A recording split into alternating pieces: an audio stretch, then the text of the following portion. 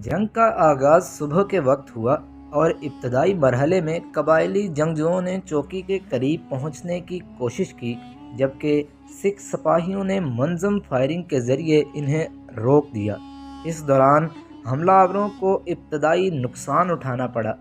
बादशाह कबायली जंगजुओं ने अपनी हिकमत अमली तब्दील की और चौकी के इतराफ़ में आग लगाकर धुआं पैदा किया ताकि दिफाई पोजीशन को कमज़ोर किया जा सके। साथ ही इन्होंने दीवारों के करीब पहुंचकर इन्हें नुकसान पहुंचाने की कोशिश की। चौकी के अंदर मौजूद सिपाहियों ने महदूद वसाइल के बावजूद दिफा जारी रखा। सिपाही गरमुख सिंह एलियोग्राफी के ज़रिए किला लॉकहार्ट को मुसलसल सूरत हाल से आगाह करते रहे। ये मवासलाती राब्ता इस जंग के बाद अहम पहलुओं में शुमार होता है, क्योंकि इसके ज़रिए दीगर किलों को दुश्मन की पेशकदमी का इल्म होता रहा। जंग तकरीबन 6-7 घंटे जारी रही।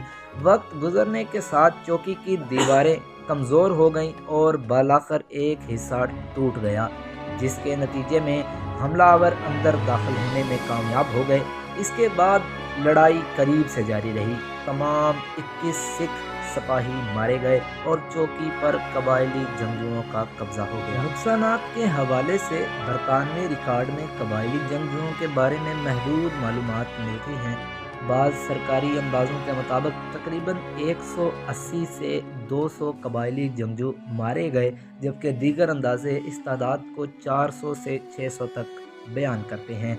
मुकामी ज़ुबानी रवायात में इससे ज़्यादा नुकसानात का जिक्र भी मिलता है, ताहम इन अदाद व शुमार की मुकम्मल तस्दीक मुमकिन नहीं।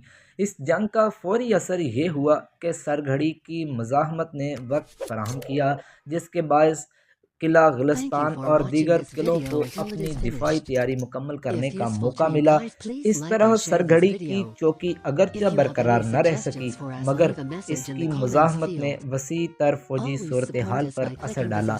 बरतानवी हुकूमत ने इस किले को एक नुमायाँ अस्करी मिसाल के तौर पर पेश किया और तमाम सिख सिपाहियों को बादज़ मरग इंडियन ऑर्डर ऑफ मेरिट से नवाजा, जो इस वक्त बरतानवी हिंदुस्तान का आला फौजी एजाज़ था। इस जंग को बरतानवी बयानिए में इस मिसाल के तौर पर पेश किया गया, जहां महदूद तादाद ने बड़ी कुव्वत का मुकाबला किया। दूसरी जानब कबायली नुक्ता नज़र से ये मार्का एक बैरूनी ताकत के ख़िलाफ़ मुज़ाहमत का हिस्सा था। अफरीदी और औरकज़ई कबाइल के लिए ये जंग अपनी ज़मीन और समाजी खुदमुख्तारी के दिफा से जुड़ी हुई थी। इनकी ज़बानी रवायात में इस मार्के को इसी तनाज़र में बयान किया जाता है। जंग सरघड़ी का मुतालिया ज़ाहिर करता है कि ये वाक़या महज एक फ़ौजी झड़प नहीं, बल्कि एक वसी नौआबादियाती और समाजी तनाज़र का हिस्सा था।